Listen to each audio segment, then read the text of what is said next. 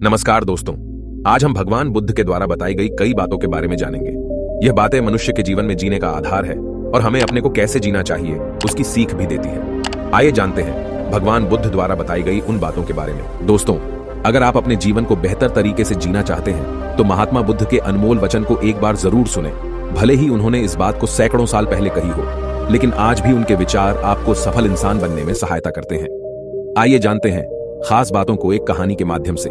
आज की यह कहानी सुनने के बाद आप हर काम पूरी ईमानदारी और मेहनत से करोगे, या कह लो यह कहानी आपको मजबूर कर देगी। पूरी ईमानदारी और मेहनत से अपना काम करने के लिए यह कहानी है। एक गांव के लड़के की घर की मजबूरी और पैसों की कमी की वजह से वह दूर शहर काम करने के लिए जाता है, ताकि वहां से वह कुछ पैसे कमा पाए, जिससे उसका और उसके घर वालों का खर्चा पूरा हो पाए। वह लड़का काफी दिनों तक काम की तलाश करता है और आखिरकार उसे काम मिल जाता है। वह लड़का अपना सारा काम पूरी ईमानदारी और मेहनत से पूरे दिन करता है।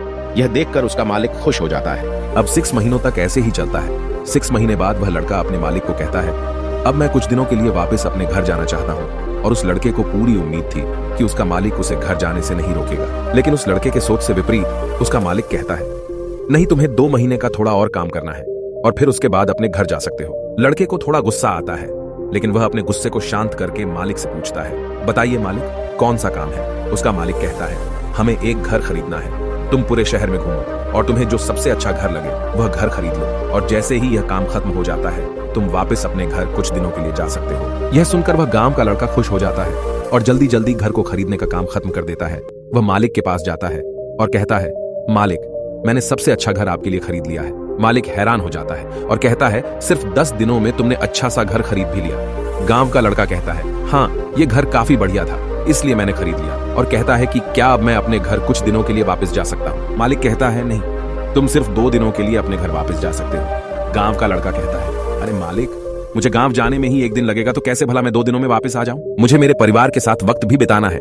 मालिक खुश होकर कहता है कि अब से तुम हमेशा अपने परिवार के साथ ही रहोगे। जो घर मैंने तुम्हें खरीदने के लिए कहा था वह घर तुम्हारे और तुम्हारे परिवार के लिए मेरे तरफ से एक तोहफा है। यह सुनकर वह गांव का लड़का खुश होने के बजाय मायूस हो जाता है और कहता है, अगर मालिक आपने मुझे पहले कहा होता कि यह घर आप मेरे लिए खरीद रहे हो तो मैं थोड़ी और जानकारी प्राप्त करके इससे और अच्छा घर खरीदता।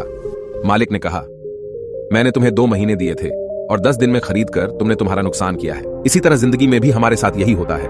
कहानी में जो मालिक था वह असल में वक्त था, और हमेशा वक्त जाने के बाद कहते हैं कि अगर मुझे पता होता तो मैं इससे भी अच्छा कर देता। इसलिए आप अभी जिंदगी में जो भी कर रहे हो उसे पूरे जुनून और मेहनत के साथ कीजिए। क्या पता आप आज जो काम कर रहे हो वो आने वाले समय में आपको जिंदगी बना दे। एक समय की बात है, एक गांव में एक साधु रहता है। उस साधु की एक खास बात थी कि वो साधु जब भी नाचता था तो गांव में बारिश होने लगती थी। गांव वालों को जब भी बारिश की जरूरत होती थी वो उस साधु के पास जाकर उससे विनती करते कि दया करके आप नाचना शुरू कर दें। और जैसे ही साधु नाचना शुरू करता वैसे ही गांव में बारिश शुरू हो जाती थी। कुछ समय के बाद शहर में रहने वाले 4 लड़के गांव में घूमने के लिए आए हुए थे। जब उन लड़कों को यह बात पता चली कि साधु के नाचने से बारिश होना शुरू हो जाती है तो उन सबको इस बात बिल्कुल भी विश्वास नहीं हुआ।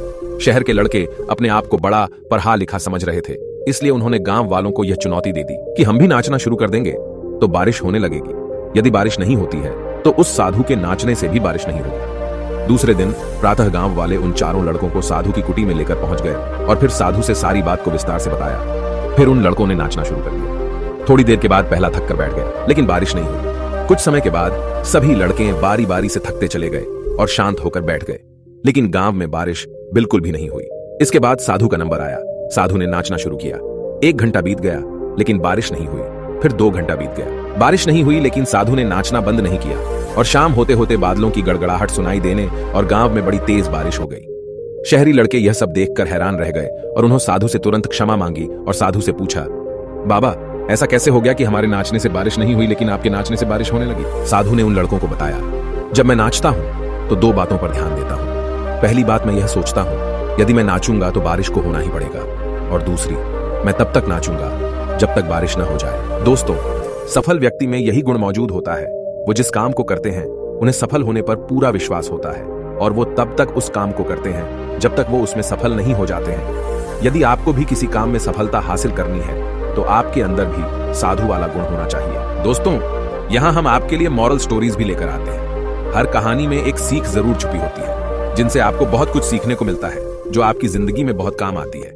दोस्तों, आज के लिए बस इतना ही। फिर मिलते हैं एक नई कहानी के साथ। वह कहानी जो आपकी जिंदगी बदल दे। धन्यवाद।